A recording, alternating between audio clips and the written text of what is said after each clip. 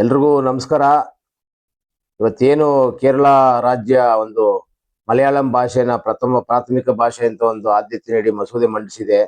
ಅದರ ವಿಚಾರವಾಗಿ ನಮ್ಮ ಕರ್ನಾಟಕದ ಹೊರನಾಡು ಕಾಸರಗೋಡಿನಲ್ಲಿ ನಮ್ಮ ಕನ್ನಡಿಗರು ಅತಿ ಹೆಚ್ಚು ಅಲ್ಲಿ ಶಾಲೆಗಳಿದಾವೆ, ಮತ್ತೆ ಮಕ್ಕಳುಗಳು ಓದ್ತಿದ್ದಾರೆ. ಅಲ್ಲಿ ಮಲಯಾಳಂ ಭಾಷೆ ಪ್ರಾಥಮಿಕ ಭಾಷೆ ಅಂತ ಏನ್ ಮಾಡಿದರೆ ಅದ್ರ ವಿಚಾರವಾಗಿ ಇವತ್ತು ನಾವು ಕರ್ನಾಟಕದಲ್ಲಿ ಎಲ್ಲ ಕನ್ನಡ ಪರ ಸಂಘಟನೆಗಳು ಇದ್ರ ಬಗ್ಗೆ ಹೋರಾಟಕ್ಕೆ ನಿಲ್ಬೇಕಾಗಿದೆ. ಕಾರಣ ಏನಂದ್ರೆ ನಮ್ಮ ಈ ರಾಜ್ಯದ ಈ ಗಡಿಭಾಗದಲ್ಲಿರುವಂತ ಕನ್ನಡಿಗರನ್ನ ರಕ್ಷಣೆ ಮಾಡೋದು ನಮ್ಮ ಸರ್ಕಾರದ ಆದ್ಯ ಕರ್ತವ್ಯ.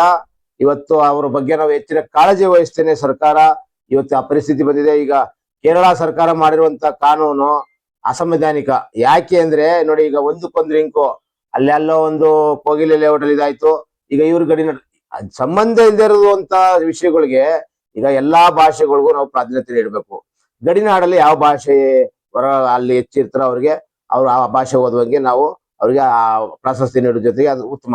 ಈಗ ರಾಜ್ಯದಲ್ಲಿ ಗಲಾಟೆ ಆಯ್ತದೆ. ಈಗ ನಾವು ಈಗ ಕೇರಳ ತಗೊಂಡಿರುವಂತ ನಿರ್ಧಾರವನ್ನ ಮತ್ತೆ ಕ್ಯಾಬಿನೆಟ್ ಮಂಡಿಸುವಂತ ಮಸೂದೆನ ನಾವು ವಿರೋಧಿಸ್ತೀವಿ.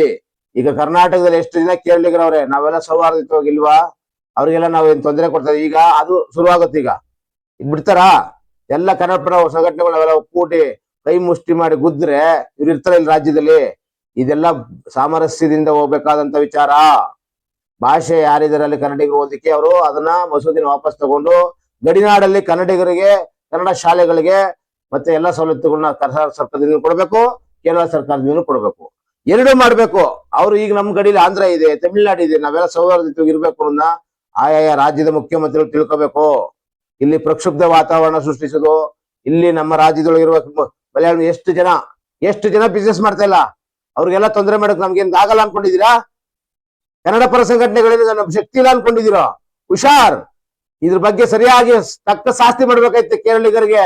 ಆ ಒಂದು ಸನ್ನಿವೇಶ ಸೃಷ್ಟಿ ಮಾಡ್ಬಿಡಿ. ಎಚ್ಚೆತ್ಕೊಂಡು ಮಸೂದೆನ ವಾಪಸ್ ತಗೊಳ್ಳಿ. ಅಲ್ಲಿ ಕರ್ನಾಟಕದಲ್ಲಿರುವಂತ ಕನ್ನಡ ಶಾಲೆಗಳಿಗೆ ಕನ್ನಡ ಭಾಷೆಗೆ ಆದ್ಯತೆ ನೀಡಿ, ಹೊರನಾಡು ಕನ್ನಡಿಗರ ರಕ್ಷಣೆ ಮಾಡಿ. ರಾಜ್ಯ ಸರ್ಕಾರ ಈಗಾಗಲೇ ಹಿಂದೆ ಒಂದು ಮಹಾಜನ ಆಯೋಗ ವರದಿಲಿ ಕಾಸರಗೋಡು ನಮ್ದು ಅಂತ ವರದಿಲಿ ಸ್ಪಷ್ಟವಾಗಿ ನಮೂದಿಸಿದೆ. ಆ ವರದಿನ ಜಾರಿ ತಂದು ಕೇಂದ್ರ ಸರ್ಕಾರದಿಂದ ಅಪ್ರೂವಲ್ ಪಡ್ಕೊಂಡು ನಮ್ಮ ಆ ನಾಡನ್ನ ವಶಪಡಿಸಬೇಕಾಯ್ತು. ಇದಕ್ಕೆ ಆದ್ಯತೆ ನೀಡಿ.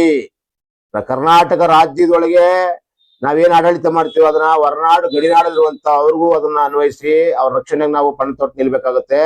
ಅವ್ರ ನಿರ್ಲಕ್ಷ್ಯ ಮಾಡಿರ್ತೀವಿ. ಇವತ್ತು ನಾವು ಅವ್ರು ಬೇಕಾದ ತೀರ್ಮಾನ ತಗೋತವ್ರೆ. ಕನ್ನಡಿಗರನ್ನ ಕೆಣಕ್ಬೇಡಿ ಹೇಳ್ತಾ ಇದ್ರಿ. ಕರ್ನಾಟಕ ರಕ್ಷಣಾ ಪಡೆಗಳಾಗ್ಲಿ, ಜಯ ಕರ್ನಾಟಕ ಆಗ್ಲಿ, ಇನ್ನಿತರ ಸಂಘಟನೆಗಳಾಗ್ಲಿ, ನಮ್ಮ ಸಮಾಜ ರಕ್ಷಣೆ ಜನ ಆಗ್ಲಿ, ನಾವೆಲ್ಲ ಒಟ್ಟುಗೂಡ್ತೀವಿ. ರಾಜ್ಯದ ಸಮಸ್ಯೆ ಭಾಷಾ ವಿಷಯವಾಗಿ, ರಾಜ್ಯದ ವಿಷಯವಾಗಿ, ಕನ್ನಡಿಗರ ವಿಷಯವಾಗಿ ನಾವೆಲ್ಲ ಜೋಡಿಸಿ ಒಂದು ಸರಿ ನಿಂತ್ರೆ ಕೇರಳ ರಾಜ್ಯ ನಡುಗೋಯ್ತದೆ. ಹುಷಾರ್. ಮುಖ್ಯಮಂತ್ರಿಗಳೇ, ಅದನ್ನ ಕೇರಳ ಮುಖ್ಯಮಂತ್ರಿ ನಾನು ಒತ್ತಾಯ ಮಾಡ್ತಾ ಇದ್ದೀನಿ.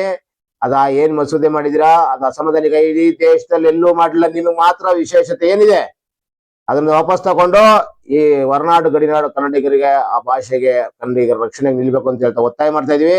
ಮುಂದೆ ಕನ್ನಡ ರಕ್ಷಣೆ ಕರ್ನಾಟಕ ಕನ್ನಡ ಸಂಘಗಳು ತಗೊಳ್ಳುವಂತ ತೀರ್ಮಾನಕ್ಕೆ ಸಮಾಜ ರಕ್ಷಣೆ ಬದ್ಧವಾಗಿದ್ದು ನಾವು 100 ಜನ 1000 ಜನ ಸೇರಿಸ್ತೀವಿ. ಒಟ್ಟಿಗೆ ಇಡೀ ಕರ್ನಾಟಕ ಬಂದ್ ಮಾಡ್ಬೇಕಾಯ್ತದೆ. ಕೇರಳ ರಾಷ್ಟ್ರೀಯ ಹೆದ್ದಾರಿಗಳನ್ನ ಬಂದ್ ಮಾಡ್ಬೇಕಾಗುತ್ತೆ. ಬಿಸ್ನೆಸ್ ಎಲ್ಲಾ ತೊಂದರೆ ಆಗುತ್ತೆ. ಇದನ್ನ ಮಾಡಬಾರ್ದು ಅಂದ್ರೆ ಸೌಹಾರ್ದ ಇರ್ಬೇಕಂದ್ರೆ ನೀವು ಮಸೂದೆ ವಾಪಸ್ ತಗೊಂಡು ಎಂದಿನಂತೆ ಏನಿತ್ತು ನಡ್ಕೋಗ್ಬೇಕು ಅಂತ ಒತ್ತಾಯ ಮಾಡ್ತಾ ಇದೀನಿ. ಹನುಮಂತರಾಜ KH, ಸಮಾಜ ರಕ್ಷಣೆ ರಾಜ್ಯಾಧ್ಯಕ್ಷ, ಮೈಸೂರು. ಸಮಾಜ ರಕ್ಷಣಾ ಸೇನೆಯಿಂದ ಇಲ್ಲಿವರೆಗೂ ನಮ್ಮ ಅಧ್ಯಕ್ಷರು ಏನ್ ಹೇಳಿದ್ರು ಅದೇ ವಿಚಾರದಾಗಿ ನಮ್ಮ ಕನ್ನಡದ ವಿಚಾರಕ್ಕೆ ಯಾವುದಕ್ಕಾರು ಬಂದ್ರೆ ನಾವು ಸುಮ್ಗೆ ಇರಲ್ಲ. 1000 ಜನ ನಾವು ಎದ್ದು ಏನೇನ್ ಮಾಡ್ಬೇಕು ಅಂತ ನಮ್ಗೆ ಅನಿಸ್ತಿದೆ ಅದನ್ನ ಮಾಡಕ್ಕ ನಾವು ಬದ್ಧ ಇದೀವಿ.